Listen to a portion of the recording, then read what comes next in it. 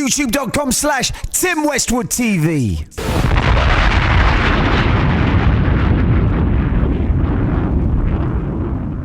Yo, it's Tim Westwood TV up at Capital Extra. Black Eyed Peas, my man Taboo. Let's go. Good to see you, man. Good to see you too, bro. Yo, first things first, haircut. Let's go. When did you trim the hair? So check it out. In 2011, I did this movie called Jamesy Boy. Okay. And the role was asking for Guillermo, the antagonistic.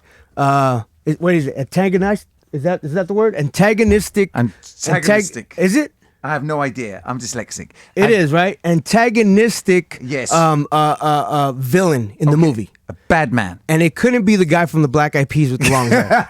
Couldn't be that guy. So I'd have so much trouble just dealing with that. Exactly. So I had to, I had to do something drastic. I shaved it off, and it was like refreshing because it gave me a whole new outlook in life. And I'll tell you why. I'll tell you why. I mean, let me be 100% real with you. The hair represented a time period where I was getting crazy, over excessive drinking, partying, and just going overboard. Right. Right. It led me to a point where I crashed really hard, and luckily, by the grace of God, I was able to bounce back up. Now I'm here today, 8 years sober, on some real shit. And if it wasn't for that trial and tribulation to take me to where I'm at now, I wouldn't be here. I probably would have been dead. So long hair, don't care. You was reckless. I was reckless. I was reckless. I was out of control. Whoa. I became so many different personalities and egos that came along with that person that I used to be. That I had to. You had to take that negative energy and take it away. And I think when I cut it, it was like I had been reborn. I've definitely heard those stories with people who have maybe shaved off their locks or grown locks. It's been a changing point, a pivotal point in their lives. Now, why were you party central, man? Were you just celebrating success, or were you just dealing with issues, or what was going through? Well, you got to understand, I went from sleeping on my mom's couch to buying my own house. Yes. To living buying her a house. To just being the person that went from 0 to 60 without knowing how to drive.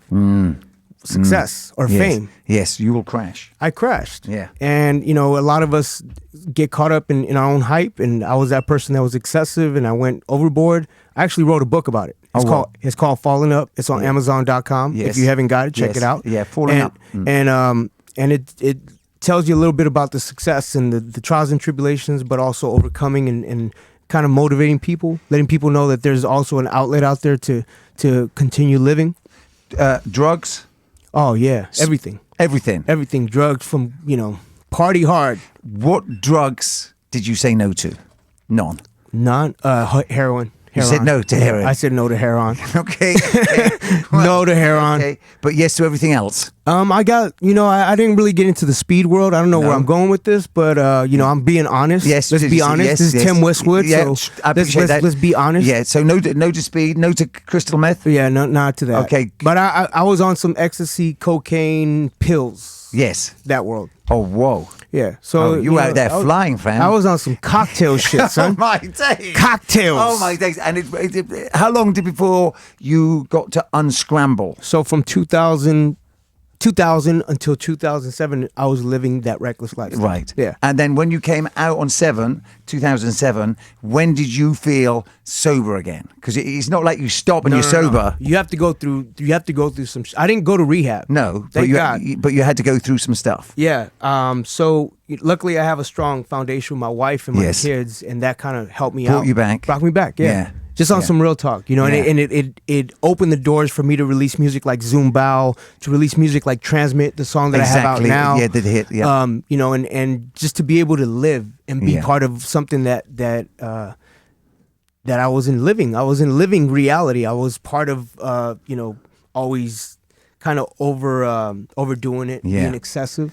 Now, while you were getting high, were you in the club or were you just getting high? I was getting high like one of those stories you see on Behind the Music. Oh, for real? Yeah, man. It's in the book, ladies and gentlemen. It's called Falling Up, Amazon.com. So waking up and getting high. Beyond that, bro. Going to my hotel room just to get high. Exactly. Oh, for real. There was no like, I need to go out to a club. It was like, I'm going to go to my hotel room and get high. And get high. So you could get high in the closet. You just wanted to get high, fam. It just didn't. It was weird. It was a weird time period. But I'm like I said, I'm 8 years sober, and I'm very blessed to be here. Yeah. Yeah.